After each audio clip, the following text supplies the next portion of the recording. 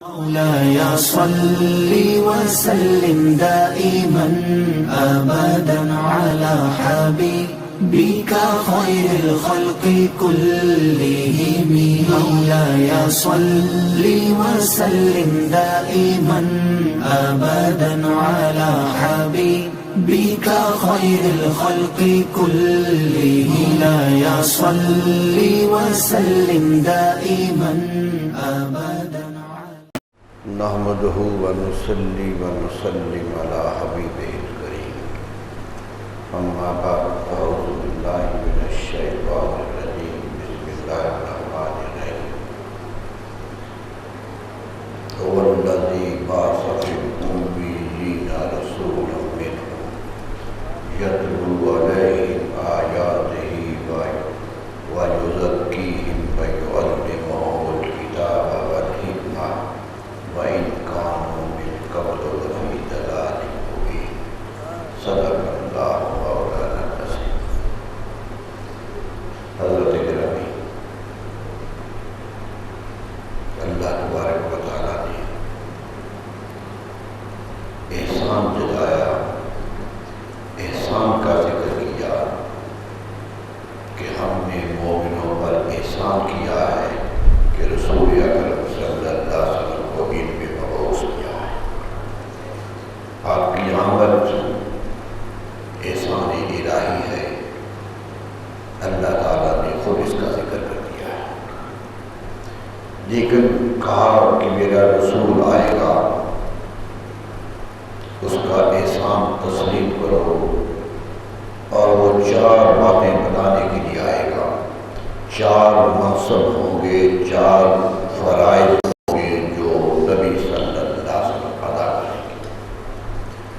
ایک کتاب تلاوت کتاب ہے کہ قرآن مجید کی تلاوت کر کے وہ سنائیں گے. اس سے ایک بات واضح ہو گئی کہ قرآن وہی ہے جس کی تلاوت رسول اکرم صلی اللہ علیہ وسلم نے فرمائی ہے کہ آپ کا منصب یہ تھا. قرآن کا کوئی حصہ ایسا نہیں ہے جو زبان رسالت سے نہ نکلا. آپ نے تلاوت فرمائی تو وہ قرآن بنا اور وہ قرآن کی شکل میں محفوظ ہوا. اس لیے فرمایا جب قرآن اترنا شروع ہوا تو نبی صلی اللہ علیہ وسلم نے فرمایا صحابہ سے کہ صحابہ میری باتیں نہ لکھا کرو، صرف قرآن لکھا کرو. لا تکتبوا انی غیر القرآن حرفا، میں قرآن کے سوا کوئی حرف نہ لکھا کرو، صرف جب میں قرآن پڑھوں تو قرآن لکھا. یہ تو بہت بعد کی بات ہے کہ نبی صلی اللہ علیہ وسلم نے خود ارشاد فرما دیا کہ لوگوں میں تم سے منع کرتا تھا کہ سوائے قرآن کے کچھ نہ لکھا کرو، اب میں تمہیں اجازت دیتا ہوں کہ میں جو کچھ کہوں وہ بھی لکھ دیا کرو. یہ پہلے روکا اور پھر میں اجازت دی. حکمت یہ تھی کہ قرآن نیا اترنا شروع ہوا تھا، لوگ ایسا نہ سمجھیں کہ قرآن کی آیت کو حدیث بنا دیں اور حدیث کو قرآن سمجھ لیں. انہیں قرآن کی پہچان ہو جائے کہ قرآن کا لہجہ کیا ہے، قرآن کی زبان کیا ہے، قرآن کا انداز خطاب کیا ہے. سب جب مانوس ہو جائیں سارے تو پھر حدیث شروع کی جائے. اس سے کیا نتیجہ نکلا کہ آج تک کسی قرآن کی آیت پہ یہ شک نہیں ہے کہ یہ حدیث تھی. یہ ایک نتیجہ نکلا اس کا. اور کسی حدیث پر نبی صلی اللہ علیہ وسلم کی حدیث پر جو بڑی جامع ہو، جو مختصر ہو، جس کے لفظ میں بہت بڑا رفت ہو، منزلت ہو، کسی محدث نے، کسی مسلمان نے آج تک نہیں کہا یہ قرآن. یعنی قرآن اور حدیث کا فرق واضح ہو گیا، اور آج تک وہی ہے. قرآن حدیث نہیں بنا اور حدیث قرآن نہیں بنا.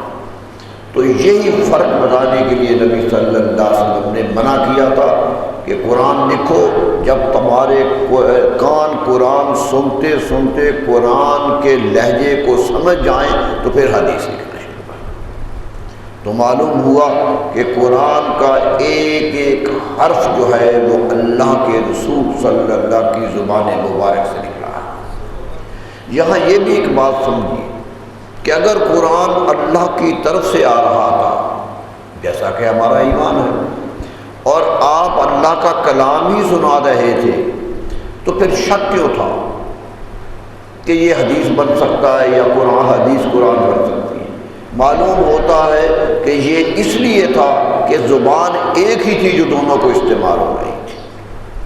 قرآن کسی نے فرشتے سے نہیں سنا تھا، اللہ نے لوگوں پر نازل نہیں کیا تھا، اور یہ بھی ہے کہ سامنے بھی نہیں کیا تھا۔ نزل بہ روح الامین علی قلبک، قرآن کہتا ہے ہم نے روح الامین کو بھیجا تھا، امانت دار فرشتے کو بھیجا تھا جو امانت سے قرآن کی آیت لے کر آئے اور آپ کے دل پہ اتار دی۔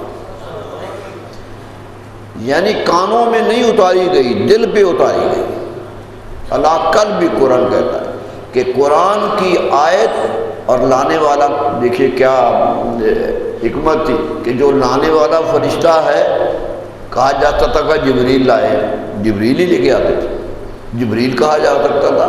جبریل بھی تو عربی کا لفظ ہے، قرآن نے جبریل و میکائیل، خود سورہ بقرہ میں اس کا نام بھی لیا، تو نام لے کر نہیں کہا، روح الامین کہا کہ وہ روح تھی، وہ فرشتہ تھا، لیکن اس لیے اسے بھیجا کہ وہ امانت دار تھا، اس پر یقین تھا کہ جو ہم دے رہے ہیں وہی پہنچائے گا، کیونکہ کوئی راستے میں گواہ نہیں تھا، کوئی شاہد نہیں تھا، کوئی کہہ نہیں سکتا تھا کہ یہ وہی ہے جو وہاں، کوئی کسی کی نظر وہاں پر نہیں تھی جہاں سے آ رہا تھا، اور کسی کی نظر اس دل پر نہیں تھی جس پہ اتر رہا تھا۔ اس لیے محفوظ کر دیا گیا کہ لانے والا بھی روح الامین ہے، اور اس دل پہ اتارا گیا، اس صدر محترم پہ اتارا گیا کہ جس کی صداقت اور امانت کے اہم ہی نہیں دنیا گواہ تھی۔ تو فرمایا اس لیے ایک ایک لفظ اب میرے نبی کے دل میں قرآن ہے، وہ جب ضرورت محسوس ہو لفظ ادا کریں گے تو لفظ تمہارے لیے قرآن بنے گی۔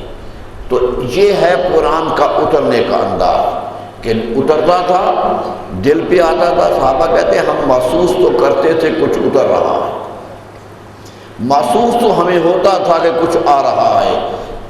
حضرت ابو ہریرہ فرماتے ہمیں پتہ اس طرح چل جاتا تھا کہ رسول اللہ صلی اللہ علیہ وسلم لوگوں سے باتیں چھوڑ دیتے تھے اور ایک انہماک کے ساتھ سنتے تھے، اور آپ کے ماتھے پر کبھی کبھی پانی کے قطرے لہرانے لگتے تھے، یعنی پسینہ جس طرح آ جاتا اس طرح آ جاتا تھا، معلوم ہوتا تھا کوئی بہت بڑا کام ہو رہا ہے۔ یہی آپ سے فرماتے تھے۔ صحابہ پوچھتے حضور آپ کی حالت یہ ہو گئی، کیا ہوا؟ فرمایا فرشتہ قرآن لے کے آیا تھا، یہ قرآن اترا تھا، تو سارے مجموعوں میں بھی اترتا تھا، مسجد میں اترتا تھا، اجلاس ہو رہے ہوتے تھے اترتا تھا، لیکن کسی کو خبر نہیں ہوتی تھی۔ یعنی قرآن اللہ کے درمیان اور رسول اللہ کے درمیان صرف جبریل واسطہ تھا کہ وہ لاتا تھا اور نبی صلی اللہ علیہ وسلم کے قلب مبارک پہ اترتا تھا۔ تو آج جو بھی قرآن ہے وہ میرے نبی صلی اللہ علیہ وسلم کے قلب مبارک سے ہو کر آیا ہے، وہ قلب مبارک سے ہو کر آیا ہے، اور ہم اسی قلب مبارک کی جھلک رسول اللہ صلی اللہ علیہ وسلم کی زبان پہ دیکھ رہے ہیں۔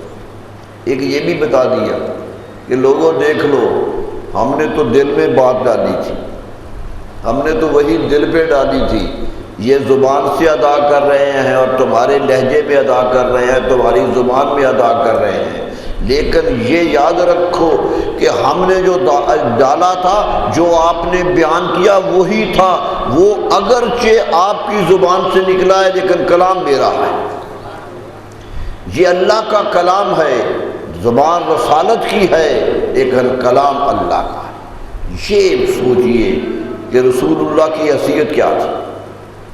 گرچہ قرآن از لب پیغمبر است، ہر کے گوید حق نہ گفتو کافر است۔ ایمان ہے کہ رسول اللہ کی زبان سے قرآن نکلا تھا، لیکن یہ یقین اگر نہیں ہے تو ایمان ہی نہیں ہے، یہ یقین ہونا چاہیے کہ یہ اللہ کا کلام ہے۔ تو معلوم ہوا اللہ نے اپنا قرآن بھی میرے رسول کے ذریعے دیا ہے صلی اللہ علیہ وسلم۔ فرمایا میرے رسول صلی اللہ علیہ وسلم کا منصب یہ ہے کہ وہ قرآن پڑھ کے سناتے ہیں، یہ ان کے فرائض نبوت میں سے ہے۔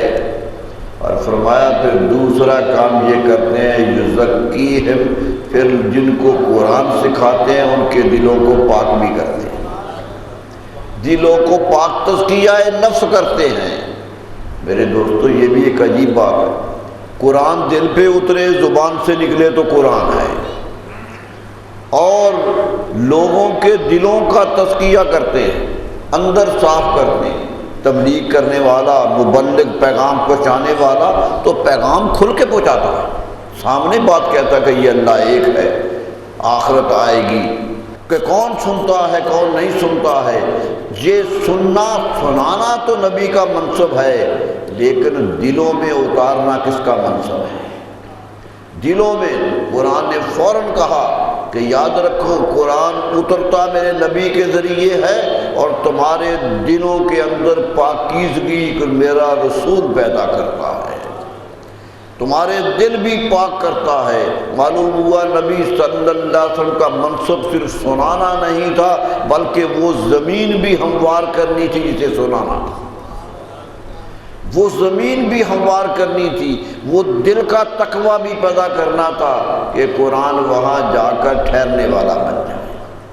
قرآن بھی تو پاکیزہ کلام ہے، وہ تو لا یمسہ الا المطہرون، قرآن کہتا ہے اسے تو چھوئے بھی نہیں وہ جو پاک نہیں ہے، اسے تو ہاتھ بھی نہ لگائے جو پاک نہیں ہے۔ تو فرمایا قرآن اترتا اسی میں ہے۔ یہاں تک صوفیہ کہتے ہیں کہ بعض لوگ قرآن سنتے ہیں لیکن نہیں سنتے۔ قرآن نے کہا کہ یہ سنتے ہیں لیکن سنتے نہیں ہیں۔ کیا مقصد؟ کہ نبی صلی اللہ علیہ وسلم سناتے ہیں، ان کے کان ہیں یہ سن لیتے ہیں، لیکن سنتے اس لیے نہیں ہے کہ سن کر اپنے دل میں جگہ نہیں دیتے۔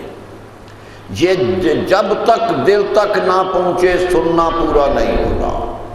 اس لیے قرآن پر ایمان کی شرط یہ ہے کہ دل سے ایمان لایا، دل سے ایمان لایا جائے۔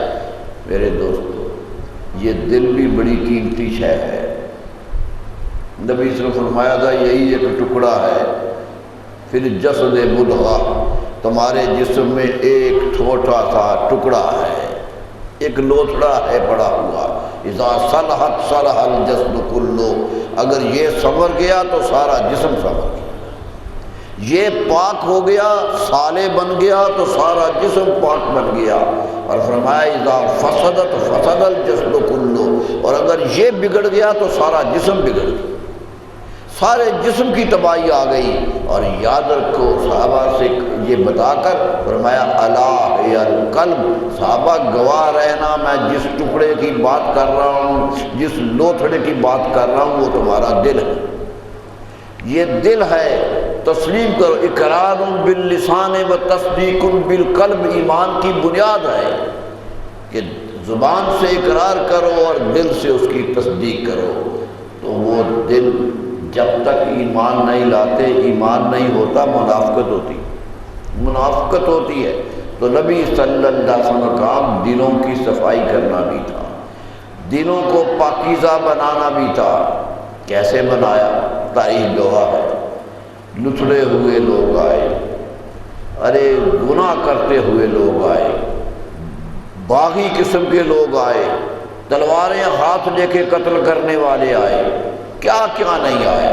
تاریخ بھری ہوئی ہے ان واقعات سے کہ صحابہ کس کس طرح آتے تھے، کوئی قتل کرنے آ رہا ہے، کوئی سزا دینے آ رہا ہے، کوئی پتھر مارنے آ رہا ہے، کوئی راستے میں کانٹے بچھانے آ رہا ہے، سب تکلیفیں دینے والے آ رہے تھے۔ دل میں کدورت ہے، نفرت ہے نبی صلی اللہ علیہ وسلم سے، لیکن نبی صلی اللہ علیہ وسلم کا منصب یہ ہے کہ وہ انہیں کے دلوں کو پاک کر رہے ہیں جن کے دل میں ان کے خلاف نفرت بھری ہوئی۔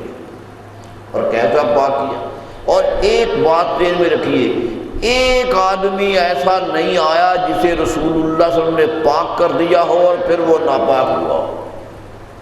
جس کو پاک کیا وہی پاک ہوا۔ جس تک رسول اللہ صلی اللہ علیہ وسلم کی رحمت پہنچی پھر وہ کٹ بھی گیا لیکن ایمان نہیں چھوڑا، سب کچھ ہو گیا۔ اور وہ بیعتے کیسے تھے؟ انداز مختلف تھے، کسی کو جاتے ہوئے پکڑ لیتے تھے کیا ہو؟ ابو جہل کا بیٹا، ابو جہل تو سب سے بڑا دشمن تھا، سب سے بڑا دشمن، مرتے دم تک دشمن۔ جنگ بدر میں مارا گیا، زخمی ہو کے زمین پہ گرا، حضرت عبد الرحمن بن عوف رضی اللہ عنہ فرماتے ہیں میں اس کی گردن کاٹنے لگا تو آنکھ کھول لی، کہنے لگا کیا کرنے لگے؟ آپ نے کہا تمہیں مار دیا ہے ہم نے، تم میرے رسول کے خلاف اتنی بغاوت کر رہے تھے۔ کہنے لگا کاٹنا تو تم نے میرا سارا ہے ہی، لیکن ذرا نیچے سے کاٹنا۔ کہا میں حیران ہو گیا کہ یہ کیا ہے، یہ کتنا بڑا؟ پوچھا کیوں؟ کہا جب تم گردنوں کے مینار بناؤ گے، اس وقت تو لوگ گردنوں کی قطاریں لگائیں گے، پھر اتنے مار لیے ہم۔ انہیں خبر نہیں تھی رحمت عالمین ہے۔ وہ کہا پرانے بادشاہوں کی حکایتیں پڑھتا تھا، کہا جب قطار بناؤ گے تو سردار کا سر اونچا نظر آئے، اس لیے بڑا کاٹنا۔ اتنا تھا۔ یہ حضرت عبد الرحمن بن عوف رضی اللہ عنہ نے حضرت رسول اکرم کے دربار میں پیش کی کہ یا رسول اللہ وہ اتنا باغی تھا، اتنا سخت جان تھا کہ آخر پہ اس نے کہا تو رسول اللہ صلی اللہ علیہ وسلم نے فرمایا تھا کہ لوگوں گواہ رہنا فرعون اکبر بن فرعون موسیٰ، میرا فرعون موسیٰ علیہ السلام کے فرعون سے بھی بڑا فرعون۔ وہ تو ڈوبتے ہوئے آمنتو برب موسیٰ و ہارون کہنے لگا تھا، ذرا پانی میں ڈوبنے لگا تو پکار اٹھا کہ میں موسیٰ کے رب کو مان گیا، فوراً ایمان کا اعلان کرنے لگا۔ فرمایا یہ کٹ بھی رہا ہے لیکن دشمنی نہیں چھوڑ رہا۔ فرمایا یہ اس سے بھی بڑا فرعون ہے، یہ بہت بڑا فرعون ہے۔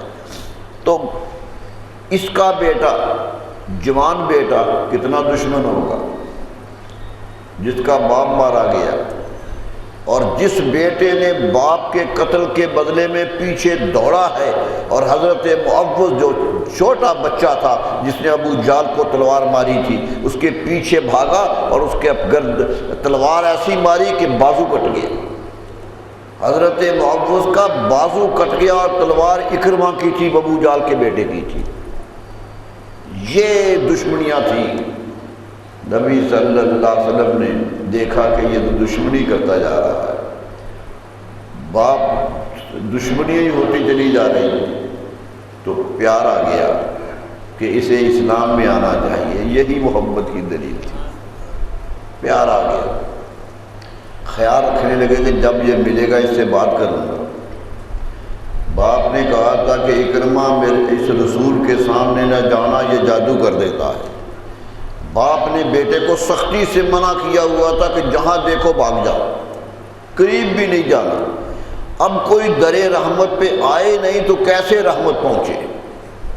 سوچئے جو آنے کو تیار نہیں ہے، لیکن رحمت بھی جو اللہ کی تھی۔ حضور صلی اللہ علیہ وسلم فرماتے ہیں میری خواہش رہی کہ وہ آئے۔ ایک دفعہ مکے کے بازار سے گزر رہا تھا، میں مڑا ایک گلی میں تو وہ سامنے سے آ رہا، وہ وہاں سے اندر آنا چاہتا تھا، میں باہر نکلنا چاہتا تھا، مجھے دیکھ کے گھبرا گیا، ایک دم پیچھے بھاگنے لگا تو میں نے پکڑ لیا۔ رسول اللہ صلی اللہ علیہ وسلم اس کے انتظار میں تھے، کندھے پہ ہاتھ رکھ دیا، کہا اکرمہ میں بھاگنے سے تجھے روکتا نہیں، تیرے باپ کا حکم مجھے پتا ہے کیا ہے، تیرا باپ تجھے مجھ سے ملنے نہیں دینا چاہتا، تم چلے جانا، میں تمہیں روکوں گا بھی نہیں، لیکن ایک جملہ میرا سن کے جانا۔ ایک بات کو دیکھ کے پاک کر دیا۔ یہ نبی سب کا منصب تھا کہ کون کس کا دل اب پاکیزگی کے دائرے میں آنے والا ہے۔ یہ میرے نبی صلی اللہ علیہ وسلم کا علم تھا کہ وہ دیکھتے تھے کہ یہ آ سکتا ہے، یہ نہیں آ سکتا، اور جس کو آنا تھا اسی کے کندھے پہ ہاتھ رکھتے تھے۔ کتنے تھے جن کے ہاتھ نہیں رکھے؟ حضرت فاروق اعظم جیسا دشمن کون تھا؟ 5 سال مکے میں دشمنی کرتے رہے، اسلام آیا، ہجرت حبشہ بھی ہو گئی، 5 ہجری 5 سال کے بعد حبشہ کی طرف اجازت مل گئی، کیونکہ اتنا دکھ دیا تھا مکے والوں نے وہ صحابہ کو کہ صحابہ پریشان ہو گئے تھے۔ نبی صلی اللہ علیہ وسلم فرمایا جو چھوٹے ہیں، جو مشکل میں ہیں، وہ حبشہ چلے جائیں، حبشہ چلے جائیں، میں تمہیں اجازت دیتا ہوں، میری فکر نہ کرو کہ میں مکے میں ہوں۔ دیکھیے ساتھی جو جانثار تھے انہیں کہے چلے جاؤ، وہ کہتے ہوں گے یا رسول اللہ آپ اکیلے رہ جائیں؟ فرمایا نہیں، تمہیں اجازت دیتا ہوں جاؤ۔ صحابہ کی تعداد چلی گئی، حبشہ چلے گئے، دشمنیاں اور بڑھ رہی تھی، قدرت کہہ رہی تھی کہ یہ نبی تعداد پر انحصار نہیں کرتا، یہ کثرت مومنوں پہ اعتماد نہیں کرتا، یہ اپنی ذات پہ اعتماد رکھتا ہے۔ جاؤ چلے جاؤ، اپنے ایمان کو بچاؤ، اپنی جانوں کو بچاؤ۔ چلے گئے، دشمنی اور بڑھ گئی۔ اب دو دیکھنے لگے کہ اتنے آدمی نکل گئے، چلے گئے۔ 5 ہجری 5 سال ہو گئے تھے مکہ میں اسلام پھیلتے ہوئے۔ 5 ہجری میں ہجرت حبشہ ہوئی، اور قدرت کا نظام دیکھیے، لوگوں کو وہاں بھیج دیا اور ہاتھ اٹھا لیے رب کی طرف۔ ہجرت حبشہ ہو گئی اور ہاتھ اٹھا لیا، اللہم اعز الاسلام باسلام عمر بن الخطاب اور عمر بن ہشام، یا اللہ اسلام کو اب عزت دے دے، یا تو عمر بن خطاب کو مسلمان کر دے یا عمر بن ہشام کو مسلمان کر دے۔ 2 نام لیے، دعا میں 2 نام لیے۔ مفسرین کہتے ہیں یہی رہ گئی بات کہ رسول اللہ نے کہا یا یہ کر دے یہ کر دے، اگر دونوں کو کہتے تو دونوں ہی آتے، کہا ایک کر دے، اور جس کا نام پہلے لیا قدرت نے کہا یہی منظور ہے۔ عمر بن خطاب دشمنی کی انتہا پر تھے، قتل، یہاں تک کہ جب حبشہ ہجرت ہو گئی تو قتل کے ارادے سے گھر سے نکلے تھے، ننگی تلوار لے کے میدان میں آ رہے تھے، مکے کی گلیوں سے آ رہے تھے اور تلوار ننگی ہاتھ میں تھی۔ کیوں؟ کہ میں نے جاتے ہی قتل کر دینا۔ دیکھیں نبی صلی اللہ علیہ وسلم سمجھتے تھے کہ میں نے تو دعا کر دی ہے اس کے لیے، میں نے تو اسے مانگ لیا ہے، یہ تلوار کس کام آئے گی؟ میرے دوستو سوچ لیجئے کہ رحمت عالمین کے اٹھے ہوئے ہاتھ کبھی رد ہوتے؟ وہ تو قبولیت کی سند لے کے آتے، قبولیت تو ان کے گرد ہے، ان کے چاروں طرف گھومتی ہے۔ ہاتھ اٹھا لیے تھے اور ادھر حضرت فاروق اعظم تلوار لے کے نکل رہے تھے کہ قتل کر، اور کہہ کے آئے تھے مکے والوں کو، حرم میں محفل لگی تھی، سردار بیٹھے تھے کہ یہ کیا کریں، یہ لوگ چلے بھی گئے لیکن اسلام نہیں رک رہا، تو کہہ رہے تھے فکر نہ کرو میں قتل کر کے آتا ہوں، میں آج قتل ہی کر دیتا ہوں، بات ختم کرتا ہوں۔ خوش ہو گئے تھے، کہتے مکے والے بڑے خوش ہوئے تھے کہ فاروق اعظم جیسا بہادر قتل کے ارادے سے چلا گیا۔ آئے راستے میں ایک صحابی ملے، نعیم نام ہے، کہنے لگے اے عمر آج بڑے غصے میں ہو، کہاں جا رہے ہیں؟ آج غصہ بھی ہے، تلوار بھی ننگی ہاتھ میں، کہاں جا رہے ہیں؟ کہنے لگے بس نیت آ گئی ہے کہ اس نبی کو جو نبوت کا دعویٰ کرتا ہے آج قتل کر دینا ہے، آج مکے کا سکون پیدا کرنا ہے، یہ جو افراتفری پھیلی ہوئی ہے، کوئی مسلمان ہو رہا ہے کوئی نہیں ہو رہا، آج اس بات کو ختم کرنا۔ حضرت نعیم کہتے ہیں میں گھبرا گیا، وہ مسلمان تھے، اسلام لا چکے تھے، کہتے میں گھبرا گیا کہ یہ اتنا بہادر ننگی تلوار لے کے جا رہا ہے کہیں کوئی نقصان ہی نہ کر دے۔ ایک انسان کی فطرت ہے، جس سے پیار کرتا ہے اس کے بارے میں خیال آتا ہے۔ کہتے میں نے سوچا کہ اسے روکوں کیسے، یہ تو وہاں جا رہا ہے۔ کہتے کچھ نہیں سوجا، ایک دم خیال آیا کہ عمر انہیں قتل کرنے جا رہے ہو، ان پر تو تیری بہن بھی ایمان لا چکی ہے، تیری حقیقی بہن مسلمان ہو چکی ہے، اس کا شوہر مسلمان ہوا، اور شوہر حضرت عمر کا کہ باپ کے بھائی کا بیٹا تھا، بہن اپنے چچیرے بھائی کے ساتھ بیائی ہوئی تھی، سعید نام ہے اس صحابی کا، سعید بھی مسلمان ہے، فاطمہ بھی مسلمان ہے۔ حضرت عمر کو غصہ اتنا آ گیا کہ یہ میرے گھر میں نقب لگ گئی، میرے گھر میں جو قتل کرنے جا گیا. تو کہنے لگے میں نے سوچا کہ پہلے ادھر نہیں جاتا ادھر جاتا. تو آ گئے میرے دوست. سوچئے ایک بہادر جوان جو مکے کا سب سے بڑا کشتی لڑنے والا ہے، جو اکھاڑے میں اترتا رہا ہے، جو اکھاڑے میں پہلوانوں کو لتاڑتا رہا ہے، ننگی تلوار لے کے کھڑا ہے، اور ایک معصوم بہن کے دروازے پہ دستک دے. حضرت خباب رضی اللہ عنہ صحابی تھے، یہ پڑھے لکھے صحابی تھے، وہ اندر بیٹھے ہوئے تھے اور میاں بیوی کو قرآن پڑھا رہے تھے. جب قرآن پڑھا جا دروازے پہ دستک دی، دیکھا جھانک کر، خوف بڑا تھا اس زمانے میں مسلمانوں کو، دروازے کی در سے دیکھا تو فاروق اعظم ننگی تلوار لے کے کھڑے تھے. پریشان ہو گئے، کیا ہوگا؟ ڈرتے ڈرتے حضرت خباب کو چھپا دیا کہ جاؤ پچھلے کمرے میں چلے جاؤ، پتہ نہ چلے. قرآن کہیں رکھ دیا، ورق اترے تھے، ابھی تو پورا قرآن بھی نہیں تھا، وہ رکھ دیا اور دروازہ کھول دیا. جاتے ہی کہنے لگے کیا پڑھ رہے تھے؟ دروازے تو سن لیا تھا. کہنے لگے باتیں کر رہے تھے. کہنے لگے نہیں کچھ پڑھ رہے تھے. تو بہن نے کہنے لگی بھائی اگر تم نے سن ہی لیا ہے تو پھر پوچھتے کیوں ہو؟ پوچھتے کیوں ہو؟ قرآن پڑھ رہے تھے، رسول اللہ پر اتری آیت پڑھ رہے تھے. بھائی بہنوئی کو مارا حضرت فاروق اعظم، سخت مارا. بہن آگے بڑھی تو بہن کو مارا. عرب کبھی بہن پہ ہاتھ نہیں اٹھاتے تھے، پہلا موقع ہے کہ حضرت فاروق اعظم کا ہاتھ اٹھا. کہتے مجھے اس پر شرمندگی بھی ہوئی کہ میں نے بہن کو بھی مارا. لہو لہار ہو گئی بہن بھی، خون ہی خون ہو گیا. لیکن میرے دوستو اسلام کی قوت یہ ہے تزکیہ نفس، یہ ہے دلوں کی پاکیزگی کہ ایک کمزور بہن ایک طاقتور بھائی کے سامنے زخمی حالت میں کھڑی ہے اور کہہ رہی ہے کہ بھائی سن لو، تم جان گئے ہو کیا مسلمان ہو گئے، اب تم مارو یا جو چاہے کرو.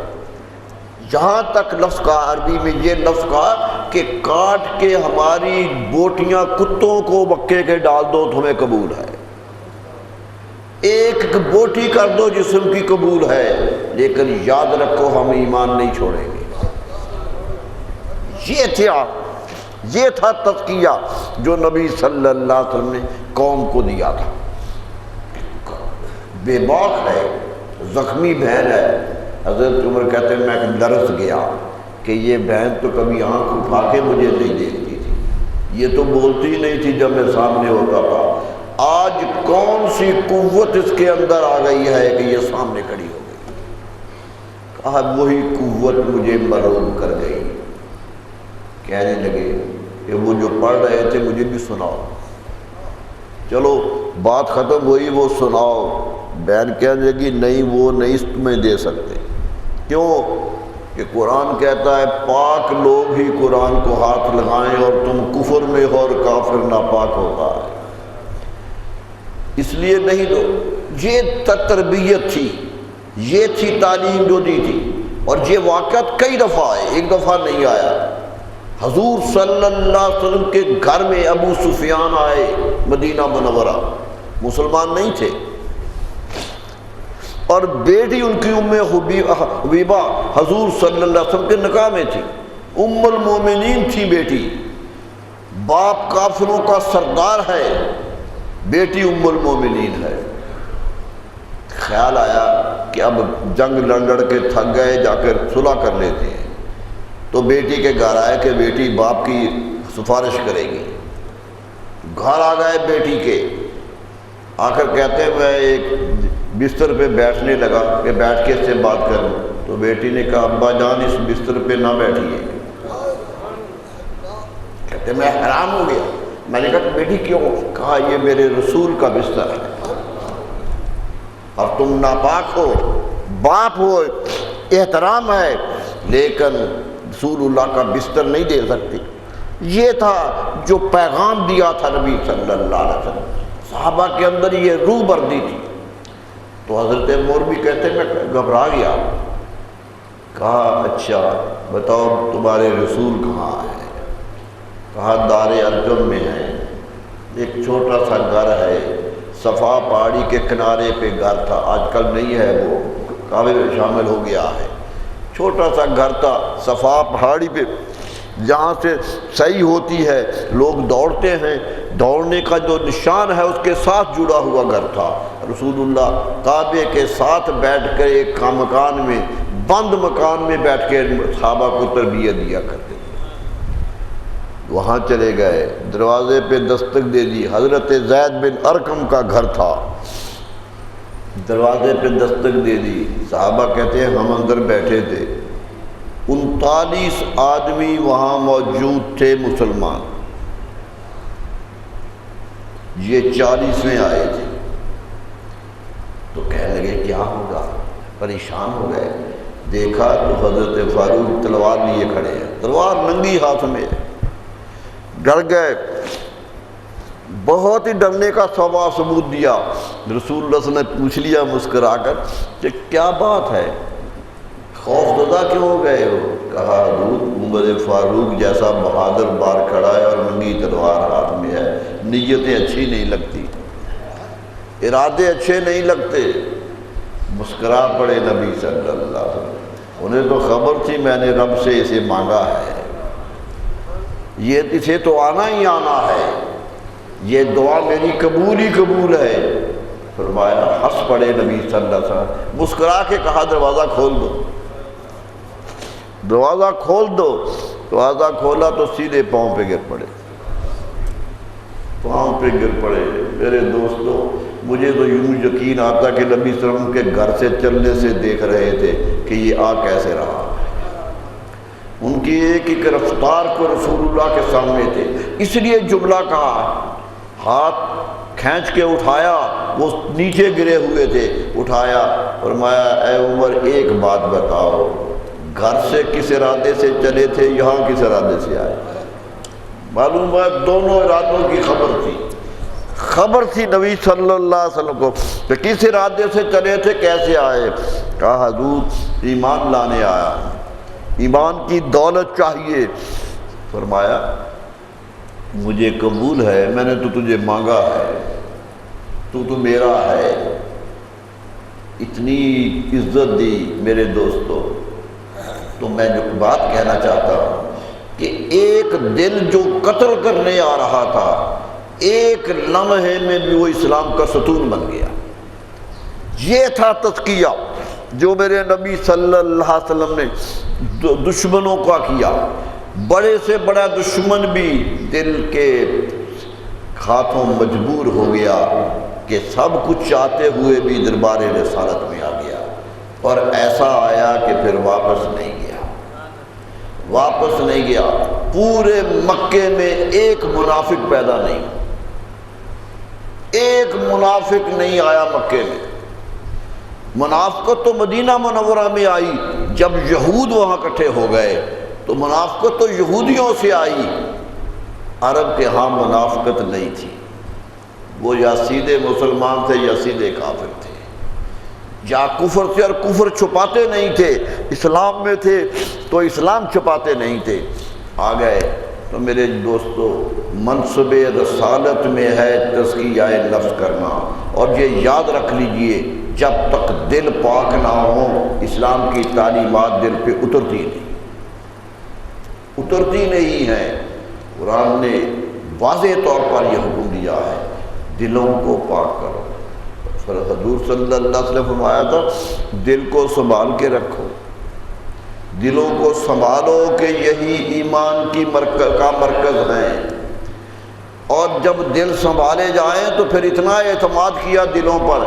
صحابہ ایک آگے پوچھتے یا رسول اللہ کبھی کبھی ہم باہر ہوتے ہیں، آپ یہاں نہیں ہوتے، تو ہمیں کوئی الجھن آ جاتی ہے، کوئی مسئلہ سامنے آ جاتا ہے، سمجھ نہیں آتی کیا کریں، تو کس سے پوچھیں، کس کے پاس جایا کریں؟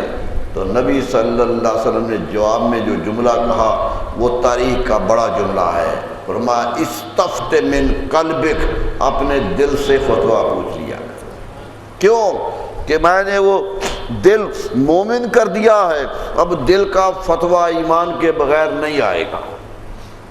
یہی کام کرنے کے لیے نبی صلی اللہ علیہ وسلم سب سے بڑا، جب دل پاک ہو جائے تو قرآن کہتا ہے یعلمہم الکتاب والحکمہ، پھر قرآن بھی سکھاتے تھے، حکمت بھی سکھاتے تھے۔ سیکھنے والوں کا پہلے دل پاک کرتے تھے، صحابی اسلام لاتے تھے تو پاک دل ہو کے آتے تھے، بعد میں مسائل سیکھتے تھے، بعد میں قرآن بھی سیکھتے تھے۔ قرآن تو پہلے پورا آیا ہی نہیں تھا، جتنا اترتا سب سکھاتے جاتے تھے۔ میرے دوستو یہی کام صحابہ نے کیا، یہی کام اولیاء کرتے ہیں، یہی کام بزرگ کرتے ہیں۔ سب سے بڑے بزرگ وہی ہیں جو دلوں پہ سطوت رکھتے ہوں، جو دلوں کی کیفیات بدلتے ہوں۔ جن کے ہاں دل نہیں بدلتے میرے دوستو وہ دنیا داری ہے۔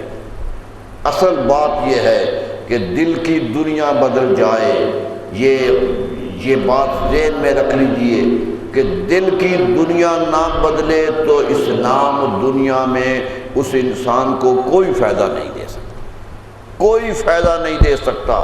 یہ بات ذہن میں رکھیے۔ اور دل کی دنیا بدلنے کے لیے میرے دوستو اس لیے ہم صوفیاء کرام کو مانتے ہیں، کوئی اس لیے نہیں کہ ہم نے چندے دینے ہوتے ہیں یا نذرانے پیش کرنے کی ہمیں دولت زیادہ آ گئی ہے تو نانے دیں، لوگ تو غریب دے رہے ہوتے ہیں، جو بیچارے تھوڑا سا کما کے لاتے ہیں وہ دے رہے ہوتے ہیں۔ کیوں دے رہے ہوتے ہیں؟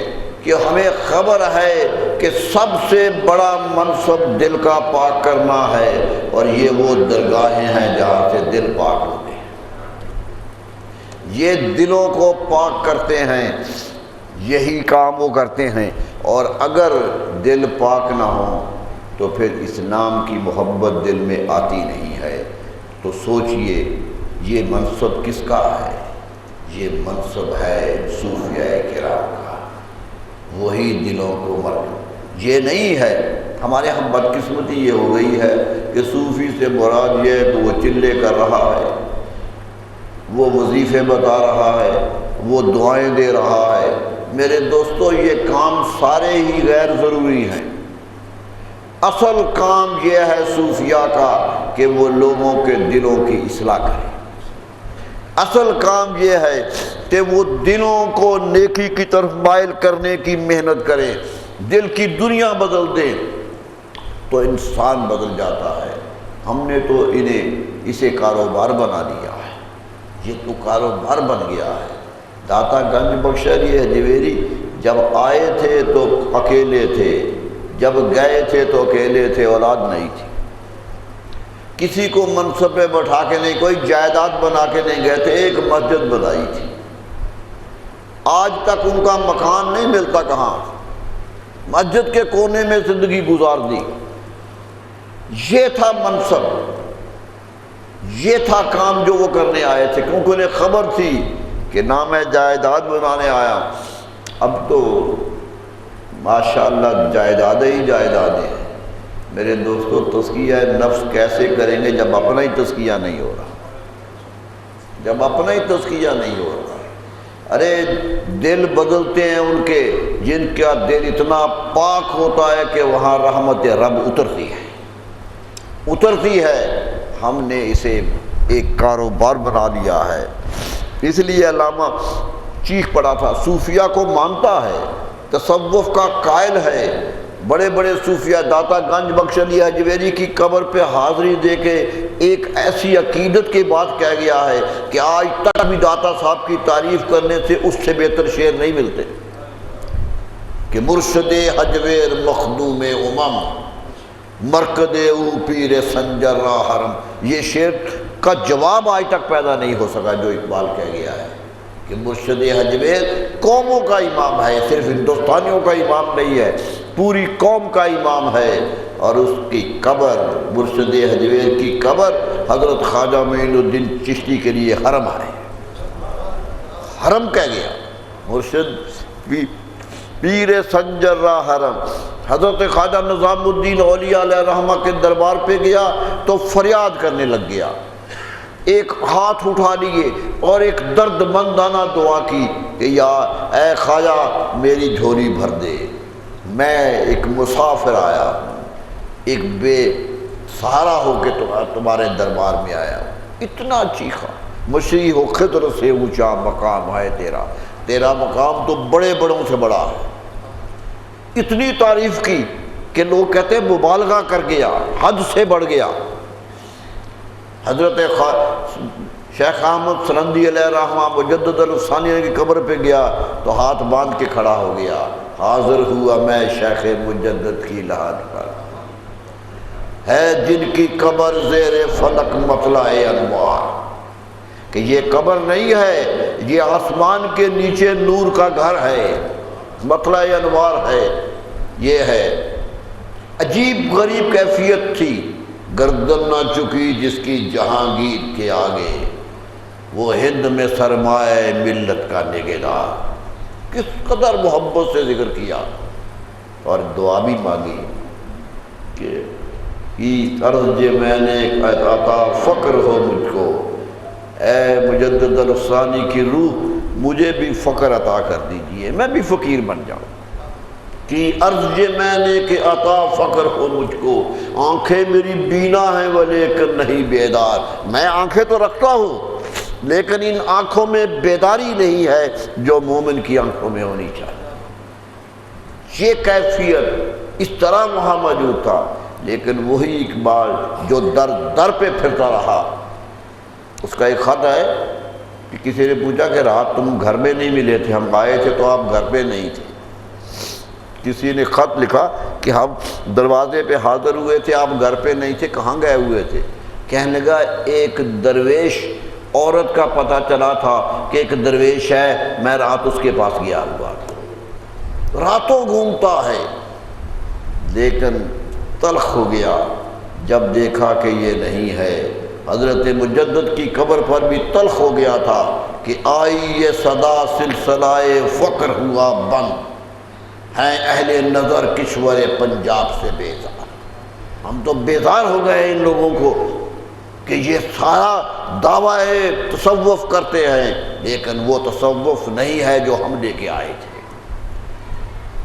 اس لیے میرے دوستو وہی نتیجے نکل رہے ہیں۔ چند لوگ دل، اب آج تو یہ صورتحال ہے کہ جو اعتقاد رکھے وہ گروپ بن جائے، وہ ساتھی بن جائے۔ میرے دوستو ساتھی نہیں بنائے جاتے، مومن بنائے جاتے ہیں۔ تصوف کا کام مومن بنانا ہے، کافروں کو ایمان دینا ہے اور مومنوں کو صادق الایمان کرنا ہے۔ جو مومن ہے انہیں ایمان میں پکا کرنا ہے۔ یہ کام تھا، علماء کا کام تھا کہ لوگوں کو علم سکھانا ہے۔ میرے دوستو علماء بھی اپنے منصب سے ہٹ گئے، بہت مشکل ہو گیا۔ الا ماشاء اللہ، دین تو قائم ہے، اللہ تعالیٰ اور دین کی خدمت کے لیے کوئی پیدا کر دے گا۔ یہ تو صوفیہ کہتے ہیں کہ یہ انسان پیدا نہیں کرتا، اللہ خود اپنے دین کی مدد کے لیے آدمی پیدا کر دیتا ہے، خود اللہ تعالیٰ پیدا کر دیتا ہے اور ہوتے رہیں گے۔ کہاں کہاں سے لوگ آتے تھے، کہاں کہاں سے آ کر صحابہ کرام کی صف میں شامل ہو جاتے تھے، ایسے بھی آتے تھے۔ دیکھیے تزکیہ نفس کی حد ہے کہ صحابی دربار رسالت میں آتا ہے، ایک گھنٹہ بھی نہیں بیٹھتا، آ کے سلام کیا، معافی مانگی، ایمان قبول کیا، رسول اللہ صلی اللہ علیہ وسلم سے چند باتیں سنی کہ یہ کرنا ہے، یہ کرنا ہے، چند چیزیں تھیں اور چلا گیا، اور پھر زندگی بھر نہیں آیا، لیکن صحابی ہے، لیکن صحابی۔ ساستہ کی حدیث ہے کہ نبی صلی اللہ علیہ وسلم مسجد نبوی میں بیٹھے ہوئے تھے، صحابہ کرام بیٹھے ہوئے تھے کہ ایک بدوی آ گیا، صحرائی تھا، اونٹ چرانے والا تھا، صحرا میں رہتا تھا، پھٹے ہوئے کپڑے، گرد و غبار میں اٹھا ہوا آ گیا۔ پوچھنے لگا رسول اللہ کہاں ہے؟ صحابہ نے کہا وہ تشریف فرما ہے۔ آیا سامنے بیٹھ گیا، کہنے لگا میں نے سنا ہے صحرا میں پھرتے پھرتے کہ آپ نے دعوی نبوت کیا ہے، آپ نے یہ دعویٰ کیا ہے کہ آپ نبی ہیں۔ فرمایا تم نے سچ سنا ہے۔ کہنے لگا وہ کیا ہے، نبوت کیا ہے؟ مجھے تو پتہ نہیں ہے، میں تو صحرا کا کچھ نہیں جانتا، آپ نے بتایا، کہنے لگا مجھے اچھی لگی ہیں آپ کی باتیں، بتائیے میں کیا کروں، حکم دیجئے کیا کروں۔ فرمایا ایمان لے آؤ، کلمہ پڑھ لیے، ایمان لے۔ کلمہ پڑھتے ہی کہنے لگا کہ آپ پر ایمان لے آیا، آپ اللہ کے رسول ہیں، اب مجھے بتائیے میں نے کرنا کیا ہے۔ یعنی وہ سمجھتے تھے کہ ایمان کے تقاضے ہیں، ایمان لایا ہے تو کچھ کرنا بھی ہے، صرف ایمان ہی نہیں رکھنا۔ آپ نے کہا 5 وقت نماز پڑھنی ہے۔ ٹائم پوچھا، کیا لگا پڑھوں گا، وعدہ کرتا ہوں پڑھوں گا، کیا اس سے زیادہ بھی پڑھنی ہے؟ فرمایا نہیں، تیرے لیے 5 ہی ہے۔ کہنے لگا میں وعدہ کرتا ہوں لا ازید ولا انقص، نہ میں نے اس سے زیادہ پڑھنی ہے نہ کم پڑھنی ہے، 5 ہی پڑھوں گا، یہ آپ سے وعدہ کرتا ہوں۔ اور کیا حکم ہے؟ آپ نے روزوں کا حکم دیا کہ روزوں کا مہینہ آ جائے تو روزے رکھنے ہیں۔ کہا کسی اور مہینے میں بھی رکھنے ہیں؟ فرمایا نہیں، رمضان کے ہمیں روزے رکھنے ہیں۔ زکوٰۃ پیسے آ جائیں تو زکوٰۃ دینی ہے، کتنی دینی ہے؟ 40واں حصہ دینا ہے۔ کہنے لگا زیادہ تو نہیں دینی ہے؟ کہا نہیں، 40واں حصہ ہی دینا ہے۔ اگر زندگی میں توفیق مل جائے تو حج کرنا ہے۔ کہا کتنی مرتبہ؟ فرمایا 1 مرتبہ فرض ہے۔ وہ سوال کرتا جا رہا ہے، صحابہ کہتے ہیں ہم حیران ہیں، سوال پوچھے جا رہا ہے، اور آپ نے بتا دیا۔ کہنے لگا اس کے علاوہ کیا کرنا ہے؟ فرمایا تیرے لیے یہی کافی ہے، یہی کافی ہے۔ کہنے لگا اے اللہ کے رسول میں ایمان لے آیا اور آپ سے وعدہ کر کے جا رہا ہوں کہ جو آپ نے حکم دیے تھے ان پر عمل کروں گا، کبھی نماز کم نہیں کروں گا، کبھی روزہ نہیں چھوڑوں گا، جو بھی حکم دیے ہیں یہ کروں گا۔ اس لیے اجازت دیجیے میں صحرا میں جا کے اپنے اونٹ چراؤں، اپنا کاروبار کروں۔ آپ نے کہا جاؤ۔ صحرا ہوتا، کبھی ملنا ہی نہیں تھا، صحرا میں دور نکل جانا تھا، ریتوں میں زندگی گزارنے والا فرد وعدہ کر کے گیا، نبی صلی اللہ علیہ وسلم سے دیکھتے رہے، وہ اٹھ کے چل پڑا۔ صحابہ کہتے ہیں بڑی محبت سے دیکھتے رہے۔ جب وہ دروازے کے قریب پہنچا تو صحابہ سے کہا میرے صحابہ سنو، اگر دنیا میں مرنے سے پہلے کوئی جنتی دیکھنا ہے تو اسے دیکھو، یہ وہ ہے جو آج سے جنتی ہے، یہ ہے وعدے، یہ ہے تزکیہ۔ ایک لمحے میں تقدیر بدلتی، ایک لمحے میں انسان کو ایک مسلمان بنا دیا، عطایت شار بنا دیا۔ بغاوت کرنے والے تھے میرے دوستو، حکم یوں ہی مانا جاتا ہے، حکم ماننے کا طریقہ یہ ہوتا ہے، یہ نہیں آج تو کسی کو حکم سنائے تو وہ کہتے ہیں جی اس کی دلیل کیا ہے، اگر یہ ہو جائے تو یہ 1000 قسم کی حجتیں کرتے۔ میرے دوستو صحابہ کرام نہیں پوچھتے تھے، کبھی صحابہ نے آ کے نہیں پوچھا کہ یہ کیسے ہے۔ شراب کا حکم آیا کہ حرام ہے، مدینہ منورہ تھا، لوگوں کے گھروں میں شراب پڑی ہوئی تھی، مٹکوں پہ مٹکے رکھے ہوئے تھے کہ عرب رواج میں شراب پانی کی طرح پی جاتی تھی، پانی کی طرح پی جاتی تھی۔ پوری عربی شاعری پڑھ لیجئے، شراب کا ذکر بار بار آتا ہے، وشاشاتن کان الحسن فیہا، شاعر تو چیختا ہے شراب کے بارے میں۔ پی رہے تھے لوگ، کچھ لوگ باز آ گئے تھے لیکن حکم نہیں آیا تھا کہ بنا پیو، پی رہے تھے۔ حکم آ گیا کہ شراب حرام ہے، رجس من عمل شیطان، یہ شیطان کا کام ہے، فاجتنبوہ، اس سے بچ جاؤ۔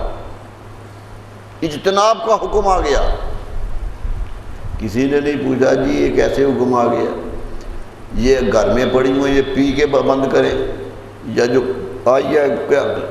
ایک حکم نکلا زبان رسالت سے، صحابہ کہتے ہیں اسی دن اسی لمحے مدینہ کی گلیوں میں شراب پانی کی طرح بہہ رہی تھی، سب نے مٹکے لا کے باہر توڑ دیے، گھروں میں مٹکے توڑ دیے، شراب نالیوں میں پھینک دی گئی، ایک لمحہ نہیں لگا عمل کرنے میں۔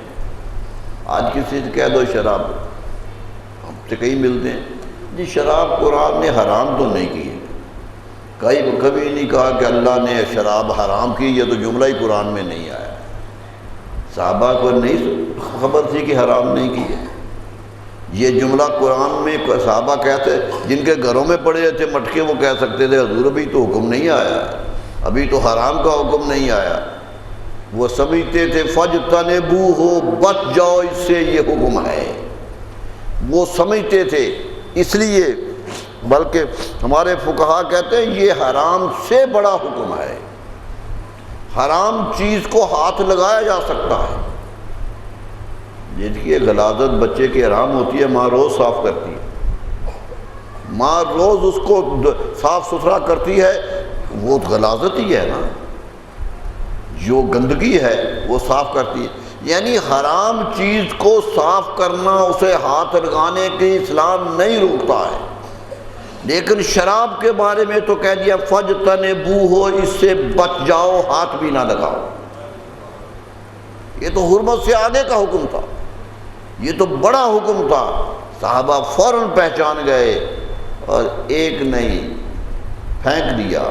میرے دوستو، آج ہم تعمیل کرتے ہوئے بہانے کرتے ہیں، آج بہانے کرتے ہیں کہ یہ کیا ہے، در میں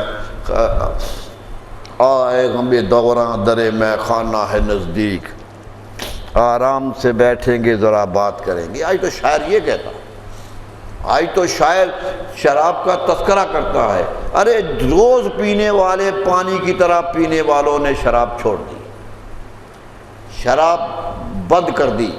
اور حیرت کی بات ہے، بنو امیہ میں 1000 خرابیاں آئیں لیکن شراب نہیں آئی، بنو عباس میں 1000 خرابیاں آئیں لیکن خلفاء میں شراب کا تذکرہ نہیں ملتا۔ کیوں؟ کہ وہ سمجھتے تھے یہ حرمت ہو گئی ہے۔ تزکیہ نفس یہ ہوتا ہے کہ دل سے تسلیم کر لیا جائے، حکم پر لیت و لال کرنے والے تزکیے کے قابل نہیں ہوتے، قابل وہ ہوتے ہیں جو زبان رسالت سے حکم ملے اور اسے اللہ کا حکم سمجھتے ہوئے قبول کریں۔ یہ نہیں، کسی نے آ کر نہیں کہا تھا کہ یا رسول اللہ یہ عصر کی نماز تو 4 رکعتیں پڑھائی آپ نے اور مغرب کی 3 پڑھا دی، یہ کیا ہے؟ یہ کبھی 4 کبھی 3 کبھی 2، یہ کیا ہے؟ نہیں، حکم یہ تھا، مان لیا۔ یہی ہے ماننے کا طریقہ، کسی پر نہیں، سب کو ایک صف میں کھڑا کر دیا اور کہا یاد رکھ لیجئے، اگر میں 4 کہتا تو کہتے جی 4 نمازیں ہیں، 4 ہی تھی۔ فرمایا اب تمہیں 3 پڑھتے ہوئے خیال آئے گا کہ 4 پڑھی ہیں عصر میں، اب 3 پڑھ رہا ہوں، کون سا حکم آ گیا ہے کہ 4 کی 3 ہو گئی ہیں؟ یہ میرے رسول کی عادت تھی، رسول اکرم صلی اللہ علیہ وسلم نے 3 پڑھی ہے، میں 3 پڑھ رہا ہوں، تو اتباع کا خیال آئے گا کہ رسول اللہ جو کرتے تھے کرنا۔ میرے دوستو سوچ لیجئے، یہی تزکیہ ہے، یہی بات ہے۔ ہم صوفیاء کرام کے قائل ہیں، اولیاء کرام۔ آخری بات ایک دن سوچ لیجئے، ہمارے ہاں صوفی وہی تھا جو عالم دین تھا، صوفی وہی تھا جو عالم دین تھا، بہت بڑا عالم تھا۔ حضرت شیخ عبد القادر جیلانی 50 سال تک پڑھتے رہے، 50 سال، کہتے کوئی گھر نہیں چھوڑا جہاں عالم کوئی بستا تھا تو میں نہیں گیا۔ یہ بھی آر نہیں کہ میں بڑا ہوں، گھر گھر گئے پڑھنے کے لیے، یہی قسمت تھی۔ اور کون نے؟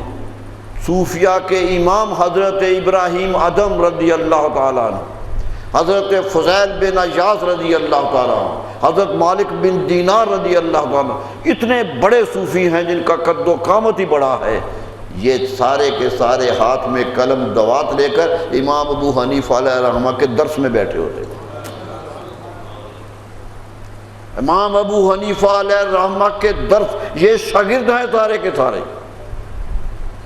پڑھتے رہیں جا کر، اپنا امام کہتے ہیں۔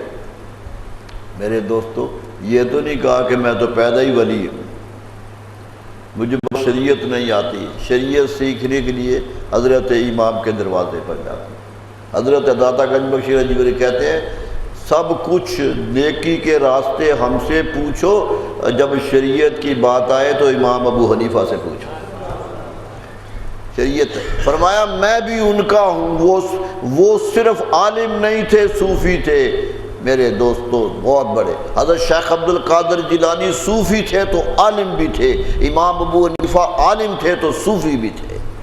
یہ تھے وہ لوگ جو زندگی کے رہنما بنے۔